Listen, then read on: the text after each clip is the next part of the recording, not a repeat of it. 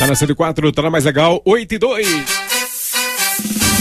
Simbora comigo aqui pelas suas YC 739, canal 282 em 104,3 Piuí FM Estéreo Minas, a sua rádio mais legal.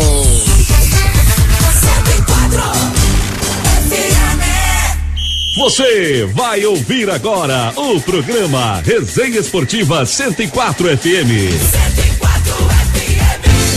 Boa noite, você ligado aí, mantendo energia positiva aqui na 104 FM, vai ligando aí, pode fazer interação aqui, pois está começando Resenha Esportiva, vai ligando aí, o 33718886, pode participar aqui também pelo nosso WhatsApp, o 3798611886, deixa eu chamar aqui o meu amigo Irajá Felipe para apresentar a galera aqui da bancada, hein, a bancada, né, Irajá? Ô, Joselito, boa noite pra você, pro Bolinho aí, pra turma toda ligada na mais legal, tá no ar a Resenha Esportiva. Isso, você vai apresentar legal aí. Como é que foi seu final de semana? Foi bacana? Poxa, final de semana muito bacana, viu, Joselito? Eu sempre falo, como diria o Raul Seixas aí, né? Tente outra vez, viu, moçada? Ah, então valeu. Isso é importante, então. né? Fim de semana bacana o teu também, né, velho? Beleza, vou te deixar à vontade então, viu? Pra apresentar bacana. Aí. E você vai comigo e também, Joselito, e a turminha vai comigo aí até às 9, participando através do WhatsApp, mandando o seu alô aí, como você disse. Na bancada hoje, meu amigo João Bala, também o técnico da Serpente do Oeste, do Atlético Piuiense, o Gil, que é fisioterapeuta também, doutor Éder Mota Barbosa e meu grande amigo Edinho Cirilo, pra gente bater uma bola bem legal aqui na Resenha Esportiva. Certo, Joselito? É isso aí, meu. Então, começando aqui, eu quero começar aqui, doutor Éder, seja bem-vindo aqui no programa, boa noite pro senhor. Vamos falar um pouquinho aí desse jogo do Brasil contra a Venezuela. Que isso, doutor, estamos aí levando sufoco para ganhar da Venezuela? Boa noite, Irajá, boa noite, pessoal do bancada, boa noite, pessoal da técnica, os ouvintes da 104.3. Realmente, na verdade, se você for analisar, levar sufoco, eu tenho sempre elogiado aqui o Dunga, mas o Dunga ontem foi o único culpado do Brasil levar um sufoco. Porque até o momento em que ele deu a burrada de tirar um centroavante e colocar mais um zagueiro, ganhando de 2-0 do time da Venezuela, o jogo era fácil. O Brasil, por incrível que pareça, jogou um futebol mais solto, o time tocou muito bem a bola. Eu acho que o Brasil ontem acertou. Eu acho que o Brasil, eu acho que a ausência do Neymar, ela tem sido benéfica para o Brasil, na verdade é essa. Porque todo time que concentra todas as suas jogadas num jogador só é complicado. Eu tava vendo até um comentarista falando, por exemplo, Portugal depende do Cristiano Ronaldo. Se não jogar nada, o time não joga nada. A Suécia depende do Ibrahimovic. E o Brasil estava nessa, depender do Neymar.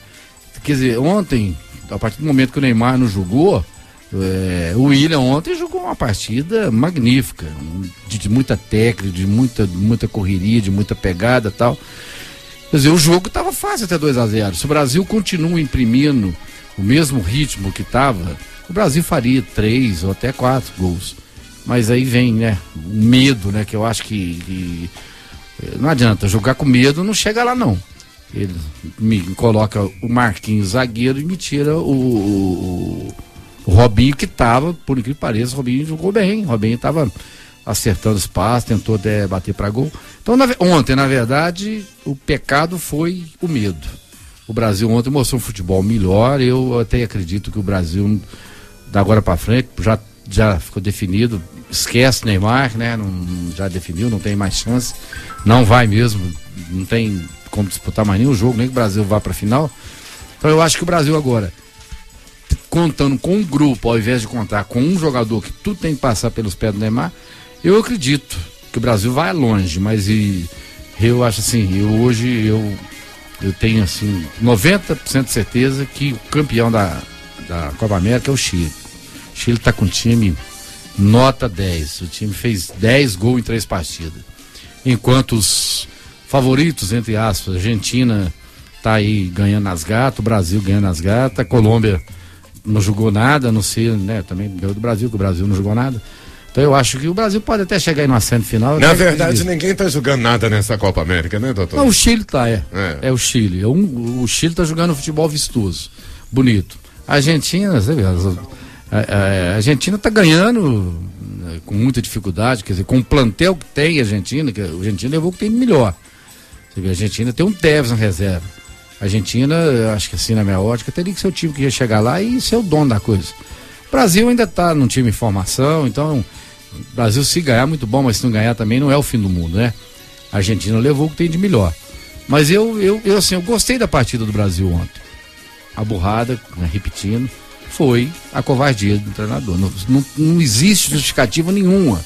Você está ganhando um jogo 2-0 de um time que é inferior, você tirar um centroavante e colocar mais um zagueiro. A partir do momento que ele fez isso, quer dizer, o time da Venezuela fez o gol e a gente sofreu uns de 10 a 15 minutos, só bombardeio na área do Brasil. Então eu acho que tem que ter.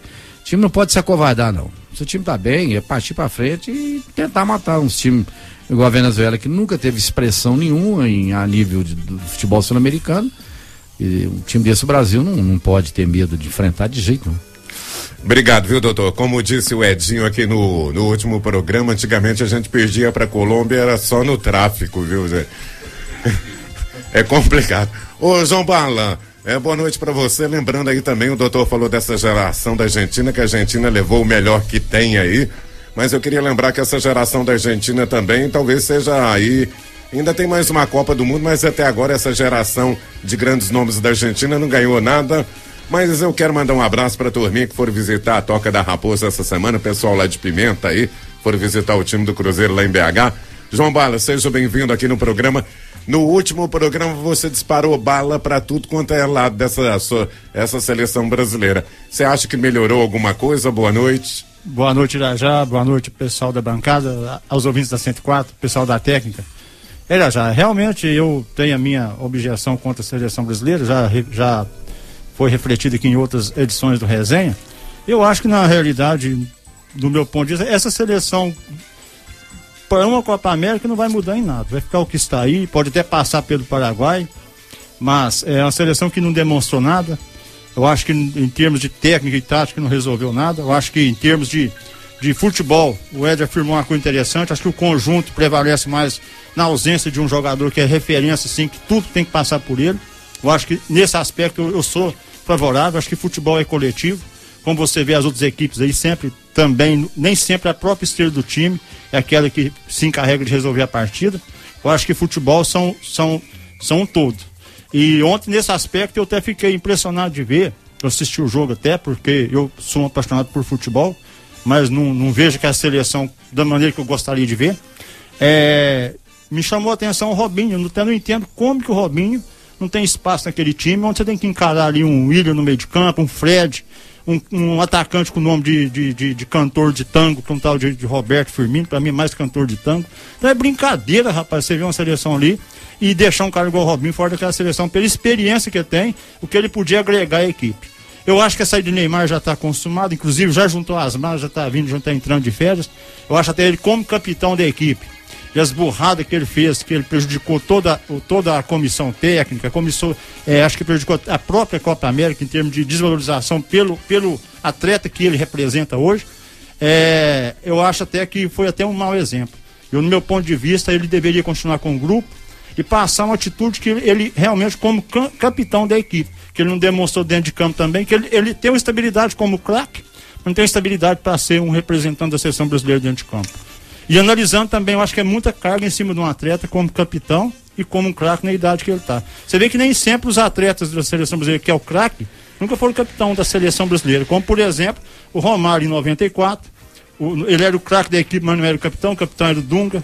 Você pegar em 2002, o Ronaldo era o craque, o Cafu era capitão. Em 70, vamos voltar um pouco mais no passado, o Pelé era o craque da equipe, mas quem era capitão era Carlos Alberto. Então, quer dizer, eu acho que isso aí é muita responsabilidade. Então, resumindo, eu acho que a seleção também está caminhando a passos que eu acho que não vai levar a objetivo algum, principalmente com o Dunga no comando da seleção brasileira. Ontem, por 4 zagueiros e 2 volantes contra uma Venezuela. Bacana, viu, Bala? A gente ouviu a opinião do Bala aqui, como você diz, é o lado do cronista, o lado da imprensa. Agora eu quero falar com o Gil que é técnico de futebol, já trabalhou na Rússia, já trabalhou muito nesse meio do futebol. E eu queria até perguntar pra você, Gil, num caso desse do Neymar aí, o cara já tá consagrado, fez uma ótima temporada, tá com uma grana danada, só vai apresentar lá no dia 17 de julho no Barcelona. Umas feriazinhas agora é muito bom, não, Gil? Ou o jogador não tem isso? Deixa eu mandar um alô pra Julinha, que foi lá na Toca também, conheceu o Fábio. Fala, Gil. Boa noite, Bala. Isso, toca seu microfone aí, por favor. Isso, Gil. Irajá, boa noite Edinho, Éder, Bala, boa noite, ouvintes.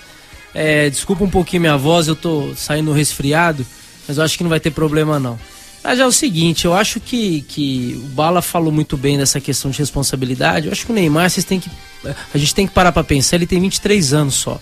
Foi colocado nas costas dele uma seleção que ressoa até hoje do 7-1, vai fazer um ano. E eu acho que teria jogadores mais capacitados, gabaritados para carregar a faixa de capitão. O próprio Thiago Silva, Davi Luiz, Jefferson, que é capitão da seleção, do Botafogo, desculpa. Eu acho que o Brasil está passando por uma o futebol brasileiro, na verdade, está no divã. Eu acho que a gente precisa de alguma forma repensar o que vai acontecer com o nosso futebol. O futebol está passando por uma reformulação muito grande de todos esses escândalos que está acontecendo na FIFA, agora na Conmebol, vai acabar aparecendo aqui na CBF, nas federações. Então eu acho o seguinte, eu acho que o futebol brasileiro ele precisa de passar assim por uma reformulação, repensar o que está acontecendo, tudo que está acontecendo na seleção hoje em dia, a gente vê que todo mundo assusta, o Brasil passando apertado para ganhar de uma Venezuela. Então eu acho que foi muita pressão em cima do Neymar. O Neymar está vindo de uma temporada excelente na Europa. Eu acho que ele está cansado, está estafado, ele errou, mas eu acho que é colocar muita pressão em cima dele, de um garoto de 23 anos que não consegue suportar essa pressão. Então acho que a gente tem que repensar até nos nossos líderes, entendeu? Não é só na questão do esquema tático, de como vai ser convocado, como que vai ser, mas a gente tem que repensar até na questão dos nossos líderes, Irajá. Obrigado, viu, Gil? Ô, Edinho, Irajá, seria... deixa eu pois não, doutor. Comentário aqui. Pois não. Eu acho que essa questão do Neymar, eu acho que faltou. Eu acredito que toda a seleção tem um psicólogo. E se o Brasil tinha um psicólogo, eu acho que ele não poderia, o Neymar não poderia ter jogado contra a Colômbia. Porque foi exatamente no dia daquele jogo, né, que aí estourou a bomba, que foi aberto, né, foi decretada a abertura das investigações para apurar aquele mundo do dinheiro que envolveu a transação. A transação dele. Quer dizer, e o pessoal hoje está começando a ver que está começando a justiça. Você tá vendo esse mundo de gente preso lá, tá até hoje, e ninguém saiu. Então, quer dizer, o Neymar, com o pai dele, com o presidente e tudo, esse pessoal tá tudo sujeito. Amanhã tá indo pra cadeia. Então eu acho que o Neymar, ele fez aquilo tudo naquele dia, por problema, não tinha nada a ver com futebol. A cabeça dele naquele dia não era pra ele jogar bola. O cara tá altamente pressionado. Tá vendo que a coisa no mundo inteiro estão explorando os escândalos. E a hora que abrir a caixa preta e apurar, vocês vão ver o que foi que se envolveu de dinheiro por fora na transação do Neymar. Então eu acho que naquele dia, alguém que cuida da parte psicológica, ele falou, gente, não vamos poupar o Neymar, porque ele não vai ter condição. O Neymar não é muito fazer aquela coisa errada, doutor, não, tá cabeçada nos outros, chutar a bola nos outros. Então eu acho que faltou isso aí. Eu acredito que quem tem uma comissão do tamanho que tem o Brasil, tem que ter um psicólogo, ou eu sei que tinha uma psicóloga, eu não esqueci o nome dela, estava sempre conversando com eles. Eu acho que o erro maior foi ter colocado o Neymar naquele jogo contra a Colômbia, exatamente no dia onde, né, se tornou público a abertura das investigações para apurar as falcatruas envolvendo a transação. Eu acho que também realmente que deveria ter blindado o Neymar, ou pelo menos falado pro Neymar, o Neymar, contrata um bom advogado tipo o Dr. Éder, ele vai jogar bola e esquece o resto. Ô Edinho, seja bem-vindo ao programa aí, boa noite. Boa noite a todos, amigos da bancada, ouvintes da 104. Boa noite, galera. Como é que você viu aí esse jogo do Brasil? Perdemos aí, né, pra Colômbia, essa vitória por 2-1 aí na Venezuela. Como é que você tá vendo aí? E agora vem o Paraguai, é fácil? Essas últimas, essas Copas que vieram, o Brasil tá tendo dificuldade. E nós comentamos aqui no último programa, a gente comentou. O Brasil está tendo dificuldade com essas seleções E realmente a gente imaginava que pelo menos a Venezuela, que a Venezuela era assim, de todas era a última, né? Era a Venezuela, eu acho que Equador, que a gente conseguia jogar bem. Mas engraçado que o Brasil jogou bem e eu acho que os próprios erros da seleção causou aquilo ali, né? Aquela dificuldade no final e não teve um empate porque eles são muito ruins. O Brasil, a sorte do Brasil é essa. Por mais que o Brasil joga, ainda tem algumas seleções que são ruins. Esquecendo da Colômbia, que tem muitos jogadores bons, mas por mais que o Brasil joga, o Brasil consegue dificultar. A gente não sabe o que é. Eu vejo que o Dunga, se você falar assim, o Dunga treinador da seleção brasileira, eu nunca vi o Dunga técnico. O Dunga já entrou para a seleção. Eu lembro que ele não sabia treinar a seleção brasileira. Quem fazia esse treinamento era o Jorginho, que tinha mais experiência, e o Brasil perdeu, o Dunga saiu fora. Depois o Dunga foi treinar o time no Sul, que foi o Inter. Ficou lá também, não deu certo e saiu. Acabou. Então eu acho assim, é um técnico que ele desestimula até os profissionais da área, né? Ele pode ter a teoria, mas a prática, eu acho que tem hora que a prática vale muito. E ele não tem isso. Ele pra você ver um técnico da seleção brasileira treinar 2, 3 times. Aí você fala assim, mas lá na Europa tem. Mas na Europa é outra história, é outro nível. Os caras já saem treinando. Você vê agora o técnico do Real, que tá treinando o Real. Não, fugiu, Ed. Da França, que tá treinando o Real, o time B do Real. Então, assim, o cara o Zidane tá treinando o Real. Então, assim, ele vai chegar lá, mas ele pegou lá embaixo tal, e tá indo. Então, é um cara que vai estar no nome aí, todo mundo vai estar falando, Zidane, técnico. Você ficou falando aqui francês, se você tivesse falado aqui, cara que matou nós em 98, velho. Eu tive vontade de falar isso, mas não pode, né? Acho interessante que esse assunto da seleção brasileira, às vezes eu até me recuso a falar, porque vocês mesmos que dizem aí que os melhores goleiros do Brasil é o Fábio e o Vitor, e eles nunca estão na seleção, então eu não entendo nada, velho. Mas quando a gente fala os melhores, de 5, 6 você consegue tirar.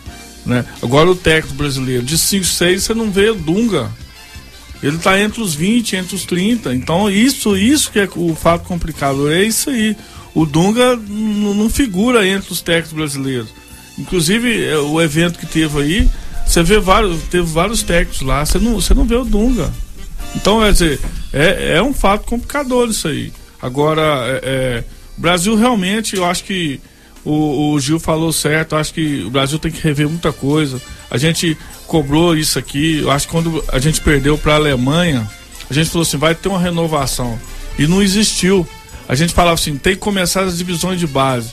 Já mandaram o Galo embora, veio outro. O Brasil agora foi vice-campeão mundial. Mas assim, você não vê renovação. De última hora eles vieram aqui, puxaram o técnico do Atlético, das divisões de base, levou lá e foi campeão. Então, a Sub-20 foi eliminada, né? Foi vice-campeã. Mas assim, tem que começar lá de baixo. Eu acho que tem que começar lá de baixo. Eu acho que tem que trabalhar não só jogadores, mas tem que trabalhar os técnicos também. Então acho que é um conjunto. Eu acho que é jogadores, técnicos e comissão. E quem organiza o futebol, que é a CBF, que tá uma bagunça, que tá uma zona, né? Então, é verdade. A renovação é por aí. Se não tiver isso aí, eu acho que vai ficar difícil. Vai continuar esse bumba meu boi aí. Ô, Bala, eu queria que você falasse rapidinho pra gente dar uma pincelada aí, né? Nesse caso de corrupção aí que você falou que tá pintando aí aquele jogo do Corinthians, e a gente comenta rapidinho, porque a gente tem que tocar a bola aqui temos que falar do Atlético, temos que falar do Cruzeiro, Campeonato Brasileiro, se sobrar um tempinho do América, temos que falar do Atlético Pinhuiense, do Gil também. Vamos lá, Bala. Referente a isso, ao jogo, isso, ao Corinthians, esse caso todo aí. Pela imprensa hoje, foi divulgado no programa esportivo na Argentina, essa manipulação de resultado, né, em 2013, na Libertadores 2013, né? Agora, isso aí já não é um fato novo, porque isso aí dentro dessas federações, Comebol, CBF, isso já virou caso corriqueiro. E no Brasil também, haja visto aquele jogo com o Corinthians e Internacional também, que foi outra aberração, quer dizer, o Corinthians também já está treinado nesse aspecto de coisa também. Então é o seguinte, na verdade, é mais uma bomba, que hoje eu até vi umas gravações hoje, eles bloquearam as interlocuções entre o presidente com a Marília, um diretor lá, já em cima desse negócio do resultado. Quer dizer, isso aí mais uma vez vem criar uma situação que cada dia mais você tem vergonha de ser torcedor. E eu fico indignado com uma situação dessa, cada dia mais eu perco entusiasmo com o futebol nesse aspecto. Bacana, João. Aproveitar que a bola tá com você, vamos começar aí falando do seu Atlético Mineiro. Foi lá no Maracanã, público lá grande, né, pra ver a estreia do Emerson Sheik, e o Galo voltou aí com uns pontinhos, né, Bala? Bacana, achei que foi uma vitória bacana. Hoje já só uma palavrinha aqui, 2 fatos que eu gostaria de registrar que marcaram a semana.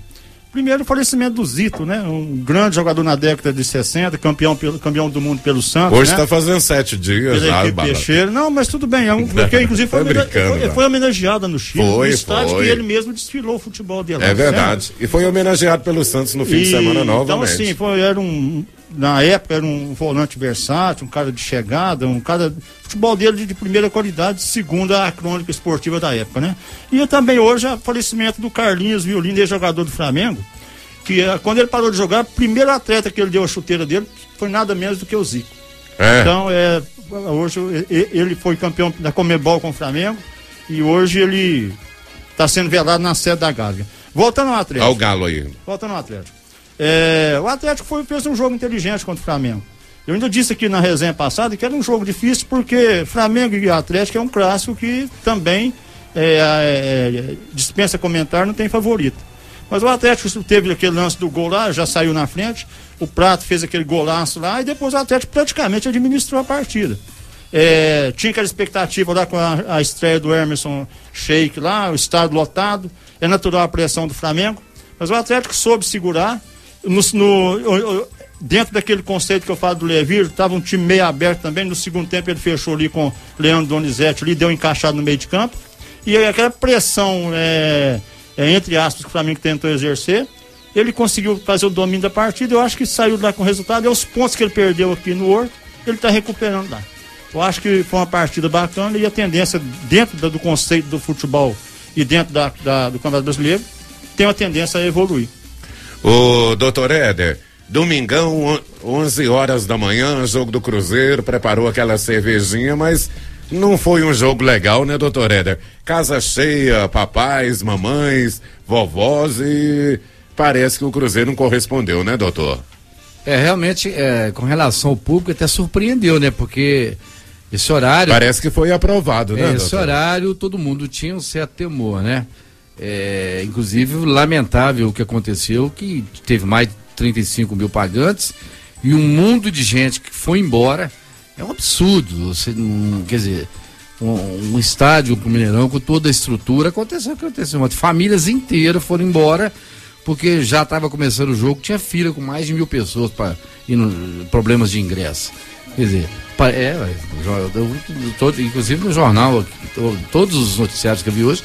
Agora, à tarde mesmo, na Band, o pessoal, famílias reclamando, teve que ir embora por problema de ingresso, quer dizer, lamentável, quer dizer... Depois reclama da ausência do torcedor. Reclama, quando ele vai, acontece isso. Agora, quanto ao jogo, né, ontem aconteceu uma série de fatores. Primeiro, que todo mundo fala, o Cruzeiro tá, mas há 3 semanas aqui, ou 2 semanas aqui, a gente fazendo uma progressão dos jogos, eu ainda lembro que alguém falou, o Cruzeiro vai pegar 2 jogos fáceis, o Chapecoense e o Curitiba, né? Eu lembro que o Bic ainda falou assim, o Chapecoense não é esse timinho fraco que tá pensando, não. O Chapecoense é o time arrumado. Então, o Cruzeiro, o que acontece? Eu acho que sim, que eles entraram em campo achando que a qualquer momento eles fariam o gol. O Cruzeiro jogou ontem, a única coisa que a gente viu ontem no time do Cruzeiro, muita garra e velocidade. Mas nenhuma técnica, o time do Chapecoense armou ali um sistema defensivo que você vê, o Cruzeiro não entrou você vê analisar o que no último minuto lá, que o Leandro Mião cabeçou aquela bola, né, foi de muita sorte do goleiro, ela passou fora. Então o Cruzeiro ontem não conseguiu repetir as atuações das outras 3 partidas, e eu acho que o Cruzeiro está eu continuo sempre achando que o Cruzeiro está com síndrome de Mineirão. Quer dizer, o Cruzeiro, a melhor partida do Cruzeiro esse ano foi o jogo contra o Atlético, foi na Independência. Fez um jogo muito bom contra o Vasco, foi lá em São Januário. Então, quer dizer, principalmente contra o Atlético, o Cruzeiro entrou de uma maneira diferente, pegando o time igual foi. Ele pegou o time do Atlético lá no campo dele para não sair. Como ontem o Cruzeiro entrou na condição de favorito, né? E é lógico, no Mineirão, contra um time de Santa Catarina, o Cruzeiro ontem provou do próprio veneno, porque ontem aí o Chapecoense é que fez isso. O Chapecoense é que ficou na retaguarda, esperando os momentos para sair no contra-ataque. Quer dizer, e o Cruzeiro dando umas bobeiras, o lance, por exemplo, o lance do gol foi uma série de erros. Primeiro, uma falta totalmente desnecessária. Beleza. E depois, o Fábio, a quem a gente deve tanto, o Fábio me toma um gol daquilo. A gente começa a falar aí igual a gente vem sempre brigando, que Vitor e Fábio são os melhores goleiros do Brasil, mas ultimamente eles têm dado umas pisadinhas na bola. O Vitor andou tomando os gols bobo aí, e esse gol que o Fábio tomou não é gol do cara da categoria do Fábio tomar, não. Porque a bola picou, tudo bem, mas ela foi de muito longe. Quer dizer, então teve essa série de fatores. E eu não gosto de falar de arbitragem, a gente não quer. Negócio de perder e querer julgar como arbitragem. Né, doutor? Mas teve um lance ontem que a gente começa a não entender. Afinal de contas, o que a FIFA determinou a nível de que é bola na mão e mão na bola, né? Teve um lance mais no começo do jogo que a bola realmente bateu, o cara. Agora, no final do primeiro tempo, o cara levou, o cara tirou a bola dentro da área. Pênalti que tenho certeza, qualquer juiz daria. Quer dizer, o juiz não deu que é pênalti. Não sei se mudaria a história do jogo e tal. Então, quer dizer, o Cruzeiro aconteceu uma série de fatores. Não jogou futebol, o time deles acertou em cheio, Fábio toma um gol daquele e o juiz, né, deixa de dar esse pênalti. É muito difícil o time, eu ainda comentei durante a semana, dificilmente um time ganha 3 partidas seguidas, né? O Cruzeiro conseguiu. Então eu ainda falei, gente, eu tô preocupado com esse jogo de Chapecoense, porque ganhar 4 jogos seguidos é difícil. Parece que eu tava até assim, tava com um pensamento negativo e que realmente deu no que deu, né? Seria muito bom se o Cruzeiro tivesse ganho, porque, com mais, quer dizer, se conseguir 12,4 partidas, o Cruzeiro hoje estaria lá coladinho lá no G4, né? Não tá muito longe, mas já começa a distanciar. Então ontem foi realmente aqui, o jornal aqui fala uma coisa, cochilo no Mineirão, foi exatamente, o Cruzeiro entrou dormindo em campo, enquanto a torcida entrou com todo fogo, foi uma festa bonita e tal, no fim a gente lamenta, né, e a torcida é isso mesmo, né, 35 mil pessoas, vai o time, fazer o quê? E vai o Pará também. Ô Gil, daqui a pouquinho você vai falar pra gente sobre esse horário das 11 horas da manhã também aí na sua concepção. Daqui a pouquinho você vai falar um pouquinho aí também desse jogo do Cruzeiro. Edinho Cirilo, fala aí um pouquinho do Galo aí. 2-0 lá no Maracanã e o próximo jogo do Galo vai ser às 11 da manhã, né, Edinho? Isso, o Galo foi pro Rio, conseguiu sair lá com uma vitória maiúscula, né? E o interessante é que a gente está criticando aqui, mas o que a gente comenta desse esquema tático do Galo, para ele conseguir encaixar esse esquema tático, porque é interessante. Hoje mais cedo eu estava até conversando com o Gil aqui, com o pai dele, a gente estava falando sobre, antigamente era o centroavante, ponta esquerda, ponta direita, e era um volante só. E assim, a média de gols... E sempre deu conta do recado, né? E a média de gols era muito maior do que essa média agora. Criaram esses 2 volantes aí, esse povo, e esses laterais que sobe. O Joel, né? Santana. E que hoje não é lateral, é ala, né? Então, assim, lógico que hoje a gente não está jogando com ponto esquerdo, ponto direito, que era o formato, né? Mas está jogando com volante. E você vê que quando o Atlético joga, lógico, a gente tem que ajustar, porque quando o time dá pressão no Atlético, o Atlético tem dificuldade. Mas quando consegue sair dessa dificuldade, vai todo mundo para ataque. Então isso também aperta o time né, que está jogando. Então eu acho que é questão de ajuste. O Atlético conseguir ajustar, é interessante esse esquema tático. O Galo está jogando bem. Eu acho que precisa realmente de ajustar. O Lucas Prato, alguns jogadores fazem diferença. O Lucas Prato, aquela bola de primeira, golaço, né? O Lucas Prato é interessante que de 12 gols que ele fez contra pro Atlético, 11 gols foi um toque só. De primeira. De primeira, de prima. Igual aquela que o Robinho bateu contra na seleção. Então, assim, é muito interessante a forma que ele define ali dentro de área, né? É totalmente diferente do jogo, né? E lembrando que até o André foi embora, já está fazendo gol lá no Sport. Então, assim, a gente critica muito o Patrick, mas o Patrick hoje ele joga bem intenso o futebol dele. É interessante que ele erra muito, mas ele erra tentando acertar. Isso que é interessante. Ele olha nenhuma, ele omite do jogo. Olha nenhuma, você vê o Patrick sumido. Sempre ele tá ali. O cara pega a bola, tu já vi ele corre, ele vai, ele erra. Realmente, alguns jogos ele teve uns erros, inclusive contra o Cruzeiro foi driblar o rapaz lá que tomou a bola. Mas é um jogador que ele participa do jogo o tempo todo. Participa tanto que tomou um cartão bobo lá e foi expulso. Era para se dizer do Patrick, esse cara calou a torcida do Atlético. Mas é um jogador que joga de forma intensa, não foge do jogo e ele foi um dos melhores jogadores em campo. Agora, Rafael Carioca é outro cara que vai ter que ficar. O Atlético já está fazendo a engenharia ali para comprar o passe dele, porque me parece que ele não vai ser reemprestado, então vai ter que comprar o passe dele. E hoje eu falo assim, sem medo. Outro dia sábado o cara comentou que às vezes a gente não é imparcial. Mas hoje você pode perguntar a qualquer um hoje, qual é um dos melhores volantes que tem no Campeonato Brasileiro. E eu tenho certeza que 80% vai falar que é o Rafael Carioca. Pelo passe bom passe, a visão de jogo e a marcação.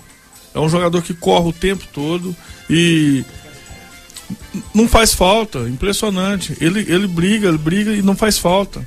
Até contra o Flamengo, eu estava vendo os passes do Rafael Carioca, de 1.278 passes, ele errou 70. Contra o Flamengo, ele errou, acho que foi 4 passes, 4 ou 2 passes. Então você vê os números do Rafael Carioca, é impressionante. Edinho, por um camisa 5 que a gente está acostumado a ver um burcutuzão, né? Isso, Rafael Carioca é um meia clássico. Então é o que o pessoal fala. Eu acho que depois que eles inventaram esses dois volantes de pegada, a técnica do volante sumiu. Ele não precisa ter técnica, ele tem que ter pegada. Então eu acho que o futebol brasileiro tem que rever muita coisa e eu acho bacana isso. E lembrando que o Rafael Carioca, eu acho que essa ida dele para a Europa que mudou esse jeito de jogar. O perfil. Eu acho que essa ida dele foi muito boa, porque quando ele estava no Vasco, ele não jogava dessa forma. Ô Gil, antes de eu falar com o Bala aí, agora fale o que você quiser. Eu queria até comentar aí também, dentro desse momento do Cruzeiro aí, que o Cruzeiro agora tem um jogo contra o Curitiba fora, tem um jogo contra o Grêmio lá no Sul também. E depois o trabalho para o Luxemburgo, né, Gil? O Ira, eu tenho uma observação em cima do Cruzeiro, Éder, que é o seguinte: eu acho que ontem o Fábio, eu sou fã do Fábio, queria muito que o Fábio fosse pro São Paulo, aquela época São Paulo estava tentando contratá-lo para substituir o Rogério, mas acho que o Fábio armou a barreira errada ontem, por isso que ele atrasou na saída da bola. E quando ele saiu, a bola já estava entrando no gol, entendeu? Mas o Fábio tem crédito junto com a torcida do Cruzeiro. Muito, né? Eu acho que o Cruzeiro esse ano vai penar um pouquinho pela desorganização que foi dentro do planejamento, a burrice de ter mandado o Marcelo embora. Agora o Cruzeiro vai tentar se reorganizar dentro do campeonato, que é muito difícil. O Atlético já tem essa questão de perder alguns jogadores, mas já está tentando rever tudo isso aí, inclusive o Rafael Carioca. Eu gosto muito do futebol do Atlético, um time que joga com muita intensidade. É disciplinado taticamente o Galo? Eu acho que o Atlético, a questão dele jogar com intensidade, ele tem que ser organizado, porque se só correr, ele vai trombar e não vai gerar nenhum tipo de ônus a favor. Eu acho que o Leverkusen, ele foi um treinador que se reciclou muito lá fora, ele é um cara muito inteligente. E o Atlético, ele tá mostrando aí, quarto colocado, né? O Atlético. E eu acho que o Atlético vai dar muito trabalho ainda nesse campeonato e até pela intensidade que ele joga. Eu acho que os times hoje em dia já trabalham essa intensidade, mas às vezes de uma forma desorganizada. A própria seleção brasileira trabalha intensidade, mas de uma forma desorganizada. Ontem teve uma situação que o Fernandinho saiu com a bola, ficou entre no meio de 6 venezuelanos. Sabe o que ele fez? Ele pegou e jogou a bola para trás. Ele não sabia o que fazer. Então, assim, precisa de ter esse dedo do treinador para criar essa organização. Eu acho que a questão que a gente comentou mais cedo, antigamente ponta direita, ponta esquerda. O Tele Santana, ele mudou toda essa inversão na Copa de 82, que ele tirou os pontas, né? E colocou 2 cabeças de área, que era o Falcão e o Cerezo, mas 2 caras que sabiam jogar. Que hoje em dia mudou muito, porque você tem que ter um camisa 5 brucutuzão, que é o caso do Williams, do Cruzeiro. O Cruzeiro, não sei o que aconteceu com o Cruzeiro, ele foi trazer o Williams, tinha um cara que era o Lucas Lima e o Henrique, o próprio Nilton, que jogava muito, foi trazer um brucutu, bagunçou todo o meio de campo do Cruzeiro. Então, assim, eu acho, só para finalizar o Brasileirão, Irajá, o Brasil, ele tá... Eu não tô entendendo o que acontece com os times profissionais, porque não é possível que o Cruzeiro não tenha um lateral direito para substituir o Mike lá na base. Como é que chama aquele menino que veio lá do Sul? O Fabiano. Será que não tem ninguém melhor do que o Fabiano lá na base do Cruzeiro? Na base, né? O São Paulo tem o Reinaldo e o Carlinhos, lateral esquerdo. Será que não tem um menino melhor do que um dos 2 laterais esquerdos na base do São Paulo? E por aí vai. Todo time tem um ponto fraco. O início da temporada, o Cruzeiro contratou 5 lateral esquerdo, ninguém deu certo. Será que não tinha um lá, meu? Será que não tem um menino lá na base do Cruzeiro que é melhor do que o Mena? Sabe, eu não entendo essas coisas ontem, que acontecem. Aquele menino do Cruzeiro foi vaiado, né, doutor? Sabe, mas hoje o Flamengo, que é um time de massa que revelou quantos atacantes, precisa de ter o Emerson Sheik de 36 anos. Gil, é incrível isso. Mas a questão é o seguinte: um diretor de futebol hoje conta muito. O Cruzeiro, o presidente parece estar empurrando isso. Acho que o Cruzeiro tem que contratar um diretor. Contrata um diretor de esporte lá, porque o cara tem uma visão mais ampla. O diretor de esporte tem uma visão mais ampla da coisa. Então a gente tem que contratar. Tem que contratar um diretor de esporte, porque às vezes essa economia vai contar lá na frente. E tá contratando e não tem. Cadê o diretor de esporte? Então a torcida, às vezes a torcida ela fica até. Ela pressiona demais. Porque até pouco tempo o Cruzeiro ganhou o 3-0, a torcida já estava de bem com a vida. De repente começou a xingar todo mundo lá. E até o Luxemburgo comentou, falou, isso aí vai acontecer. Então se já vai acontecer e eles vão pressionar, porque a torcida vai pressionar. Porque agora não vai pressionar os jogadores só, vai começar a pressionar a comissão técnica. E a parte da diretoria. E tá pressionando a parte da diretoria. E você vê que, como é engraçado, o Luxemburgo, quando estava no Flamengo, ele queria levar o Júlio Batista para lá, antes dele ir pro Cruzeiro. Agora o Júlio Batista tá lá, o Luxemburgo não vai aproveitar ele. Você vê que como existe maracutaia em todas essas questões aí. O treinador quer o jogador, o ciclano, beltrano, mas por algum fim, sei lá, não vou deixar a interrogação no ar aqui, mas para entender que existe algum fundo ilógico aí nessa situação, porque se o menino tá lá, o Júlio Batista tá lá, por que o Luxemburgo não usa ele? Ele queria ele no Flamengo. Então existe alguma coisa errada nisso aí e nós temos que rever essa coisa do futebol brasileiro. A base é a saída, viu, Ira? E o Edinho tocou nessa parte de diretor de futebol, porque ele já tinha me falado aqui no início do programa, falou, tal de Alexandre Matos deu tumé no Cruzeiro de novo, contratou o Lucas Barros na frente do Cruzeiro. Falei aqui, Edinho, você tinha me falado isso? Não, essa do Lucas Barros eu nem sabia, realmente eu nem sabia. Eu sei que o Cruzeiro tá atrás de um centroavante aí, mas essa eu nem sabia. O Lucas Barros estava conversando e ele acertou. Tem uma situação seguinte. Acertou com o Palmeiras, né, Bala? Acertou com o Palmeiras, já é jogador do Palmeiras. O argentino, Lucas Barros. Fez o gol do Paraguaio. Ele é naturalizado. Isso, é verdade. Fala, meu amigo. É porque tem uma situação que o Damião tá em litígio, me parece que tá uma briga lá com o Damião e Santos. E se ele conseguir espaço com o Santos, ele já tem uma proposta para a Europa. Então a situação do Cruzeiro é essa: tentar trazer alguém, se caso o Damião ganhe na justiça esse do processo Santos para ir para a Europa. Isso. É foda, né?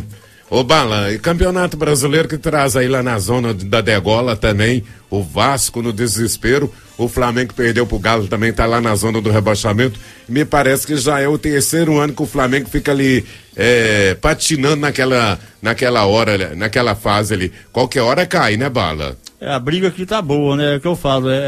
Como eu frisei aquela frase do Guardiola, o campeonato, um campeonato de pontos corridos, você resolve ele até a oitava rodada, como que você pode conquistá-lo, como você pode perdê-lo. Eu já vejo esses times aqui, ó, Curitiba, Joinville e Vasco em situação de risco. Eu já acho que já tá com o pezinho lá na cova já. Flamengo ainda tem um poder de reação, pode até ser que tá. E o Cruzeiro, como diz o Luxemburgo lá, né? Tem que sair da zona de confusão, né? Porque já tá começando a chegar também, né? Eles costumam usar muito esse termo, né? Zona de confusão. Agora, se falar do Vasco, até só pra descontrair aqui, ó. O bom de torcer pelo Vasco é que você já fica preparado pra torcer pra essa seleção brasileira. Por quê, mano? Pelo estilo de jogo do Vasco, tá feio, né? Tá certo. E outro detalhe, o Doriva caiu, assumiu lá Celso Roth, viu? Celso Roth tá de volta. Gente, é o Celso Roth de volta. É a mesma aí, coisa. E outro... do amigo Donaldo, o Vasco, né? É verdade. Fica esperto aí, viu, Donaldo? E outra coisa, ouvi uma entrevista hoje do Eurico Miranda, já estão indo atrás do Ronaldinho, que já desfez o contrato dele com o Querétaro do México, né? Tá disponibilidade. Tá, amigo. É uma tentativa do Vasco lá, pra ver se a coisa melhora lá. Ronaldinho é amigo do Edinho, o Ronaldinho Gaúcho. Ô, doutor Éder, o Luxemburgo falou aí sobre o Cruzeiro, mas ele falou, olha, gente, o Cruzeiro aí conta com 2 jogadores aí da seleção, uma do Uruguai, né? A outra do Chile, o Meno, de Arrascaeta. Mas o senhor acha que tem que contratar, doutor? Não tem dúvida.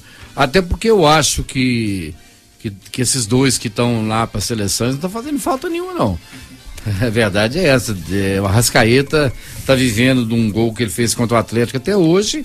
E o Meno é muito fraco. Eu não sei por que o Cruzeiro foi buscar esse cara lá. Doutor Éder, eu disse um dia aqui, quando ia trazer o Arrascaeta, eu falei, esse cara tem mais empresário do que futebol. Eu disse aqui nessa mesa.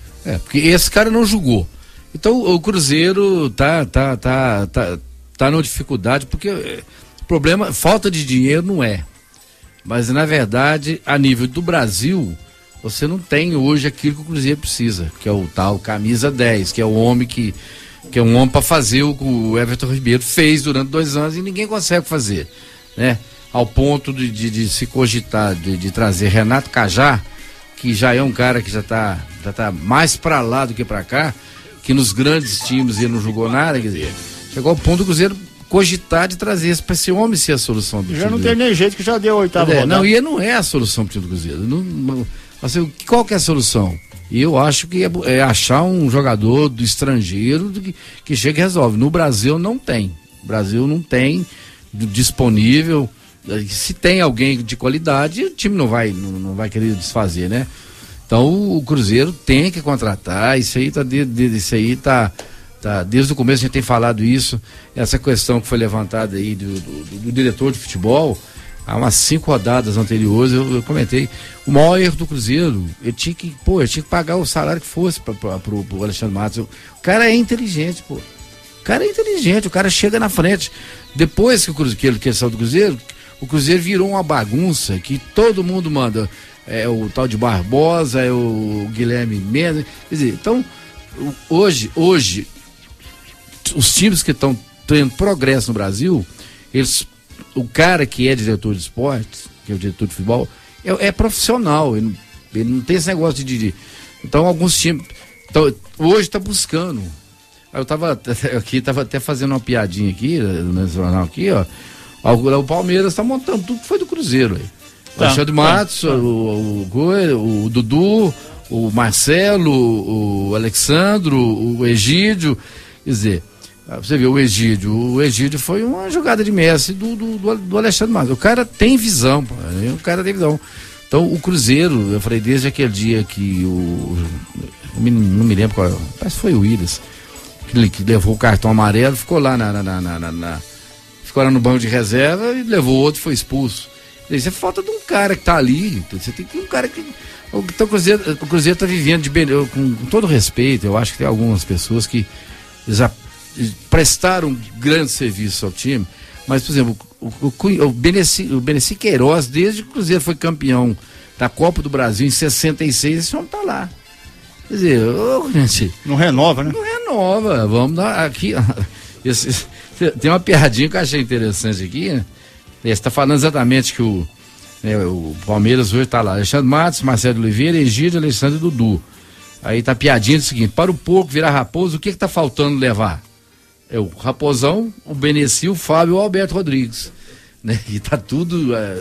Então, eu acho que o Cruzeiro precisa, e não é só de um, não. Eu acho que até na defesa ali o Cruzeiro se ajeita, apesar que essa lateral direita eu não conformo, porque aquele Fabiano, gente, que ele é ruim demais, mas demais, né? É igual o Gil falou. Eu tenho certeza, o olho clínico do Luxemburgo, porque o Luxemburgo pode ser chato, enjoado, metido, mas ele tem visão. Em 2003, quando o Cruzeiro ganhou a Tríplice Coroa, pô, ele pegou um jogador que ninguém nunca viu falar, foi buscando o nego, Márcio Nobre, não sei aonde, um tal de Mota lá e montou aquele timão. E ele vai achar um cara lá na base do Cruzeiro. Porque esse Michael, eu não entendo, esse Michael e esse Ceará, pô, os caras ficam só fora, não joga. Não joga. Aí, aquele rapaz, gente, fora que o Alisson também faz falta, né, doutor? O Alisson, você viu, o Cruzeiro começa a dar uma acertada, você vê naquele jogo, no jogo contra o Atlético, o Alisson e o Gabriel Xavier, né, esse mesmo, aquele menino, pô, jogaram bem, mas beleza, pronto, acabou. Um vai ficar 30 dias e o Alisson, que é o Guilherme do Cruzeiro, né? Joga bem, mas joga uma partida, fica 10 fora, né? Aconteceu com o Cruzeiro o seguinte: esse Gilvan Pinto Tavares, ele quer aglutinar os poderes na mão dele. Aconteceu com o Bandeira de Melo no Flamengo também. E a maioria de presidentes de time de futebol não entende nada de futebol. Eles conhecem a bola que ela é redonda. Você tira 2, 3 aí que entende de futebol. O resto não entende. Você falei, então não tem jeito. Hoje você tem que contratar um cara. Tem que ter um cara bom. O diretor de futebol, você tem que pagar ele melhor do que tem que pagar o mesmo nível do melhor jogador do plantel. Porque ele não precisa entender muito de bola, não. Tem que entender de trabalhar nos bastidores e né, pra mudar a coisa. Então eu acho que Alexandre Matos foi uma perda irreparável pro Cruzeiro. Tem que ter o cara. De lá pra cá, você não sabe quem manda no Cruzeiro. Esse Gilvan de Pinto Tavares, pô, a gente tem que, né, 2 anos de glória, foi bicampeão brasileiro, mas o cara não tem cacuete de presidente de time. É um sujeito que, até para conversar, é um cara totalmente despreparado, apesar de ser um grande advogado e tal, mas coisa não diz, não era o ramo dele, ele não tem o jogo de cintura necessário para ser um presidente de clube. Eu não tenho o coaguete lá do Eurico Miranda.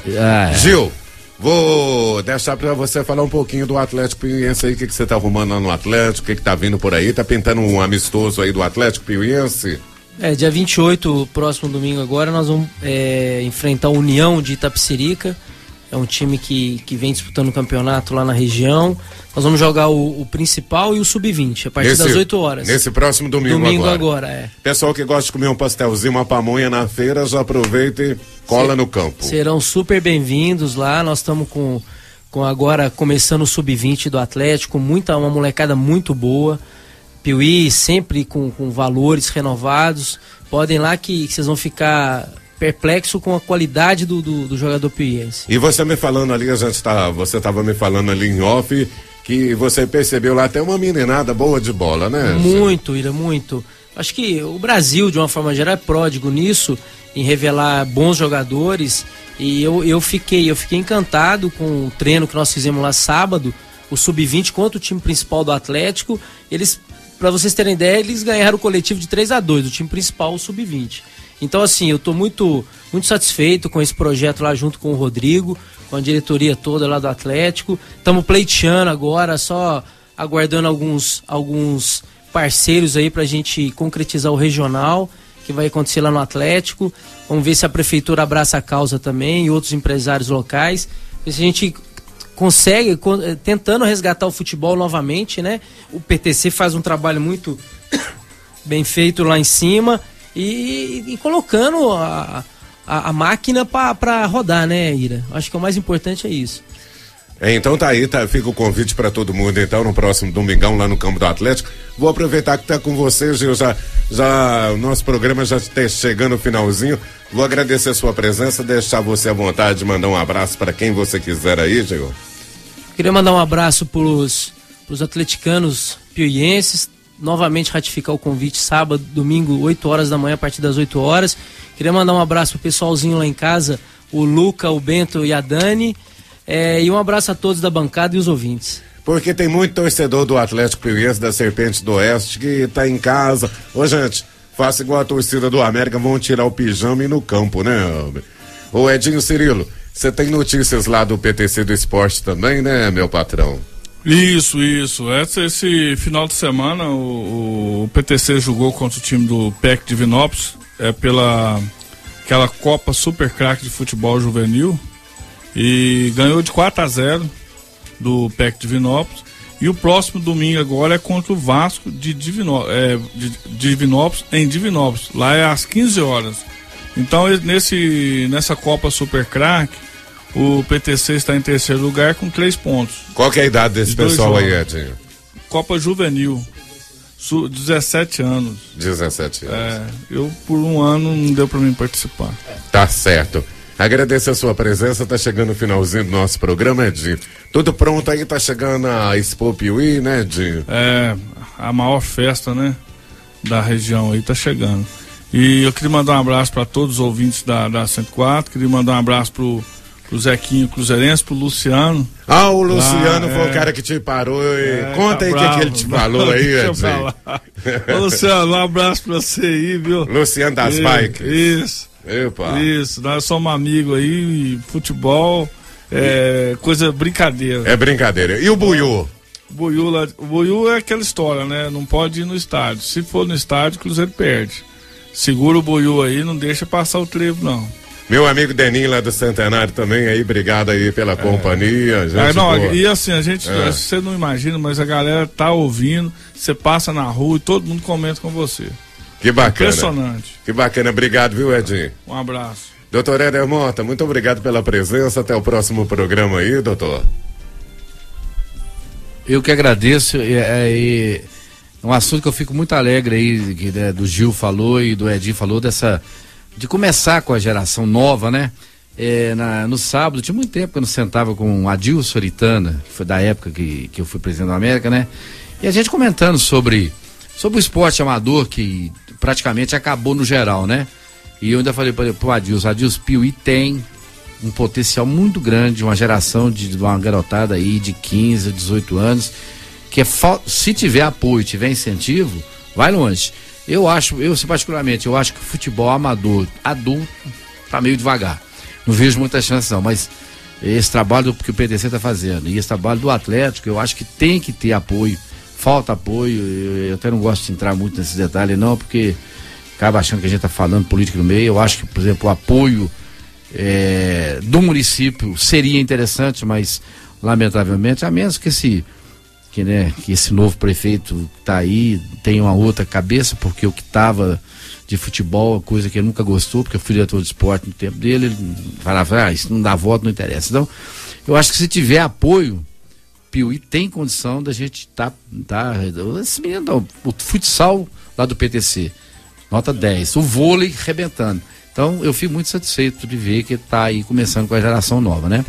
Eu queria deixar um abraço aqui muito especial para um ouvinte que esse não perde nenhum, que é o nosso amigo Simão Araújo. Grande Simão. Um grande abraço para ele. Ô Edinho, fala aí, meu irmão. Tem que mandar um abraço aqui pro Paulinho Despachante, todo mundo conhece aí, é galo de coração mesmo. E ele mandou aqui uma frase de uma música e eu não ia nem falar não, mas tem que falar, não tem jeito. Tem que falar. Aqui no programa fala. Então, é uma música do... Eu sou atleticano e tenho uma nega chamada Flamengo. Quem canta isso? Isso é coisa do Paulinho. Boa, o Paulinho tem inspirado, viu? Sou atleticano e tenho uma nega chamada Flamengo. Isso é uma música. Isso é um pagodinho do Bezerra da Silva? Não é do Bezerra, não. Não, é Jorge Benjor, né? Jorge Benjor. Ô, João Bala, obrigado. E é torcedor do Flamengo, Jorge Benjor. Ô, Bala, obrigado aí pela presença. Até o próximo programa aí, meu irmão.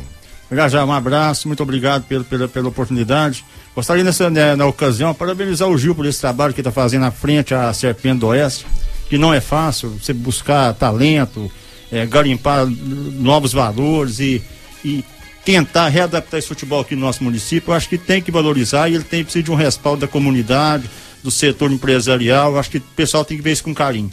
O Edinho também, Edinho, pela realização do Golden Night, foi um sucesso. Todo mundo que foi gostou e aplaudiu, que foi um evento de alta categoria e que todo mundo está satisfeito com essa. Já passou a ser uma atividade assim que faz parte do calendário festivo da cidade de Carinho. E meu abraço, já vou mandar aqui para o Abelzinho Quejeiro, o Roberto e o Carlão da Mecânica Costa e Silva, meu parceirão, o Paulo Bezerra, o Paulão, grande zagueiro que defendeu as cores do América Piuiense na década de 80, com muita personalidade, o doutor Hélio lembra muito bem. E o Paulão, Irajá, o Paulão era o tipo, o cara assim, ó, cada enxadado era uma minhoca, viu? Não tinha brincadeira com aquele cara, não. O Paulão me lembrava demais o Moisés que jogou no Bangu. Moisés Paulado. Falei pra ele, Ô, Paulão, um abraço, meu amigo. Um abraço aí. Tá? Um abraço aí pro Raposão também. Aí, Raposão, gente boa. Não é o Raposão lá do Cruzeiro, não. O Raposão nosso aqui, né, Edinho? E só finalizando, Irajá, a minha família lá, Sandro Heitor, o Henrique Gabriel, um abraço e um beijão a todos lá. Que todo mundo fique com Deus e uma bela semana. Bacana, Bala. Valeu mesmo. Um abraço, meu amigo Dinei Bolim. Joselito Catan, volte pra você aí. Uma ótima programação aí, meu irmão. Beleza. É isso aí, moçada. Foi mais um programa Resenha Esportiva, né? Sob o comando aí do meu amigo Irajá Felipe. Eu já volto aí rapidinho aí com as 7 melhores de hoje. Fica ligado aí.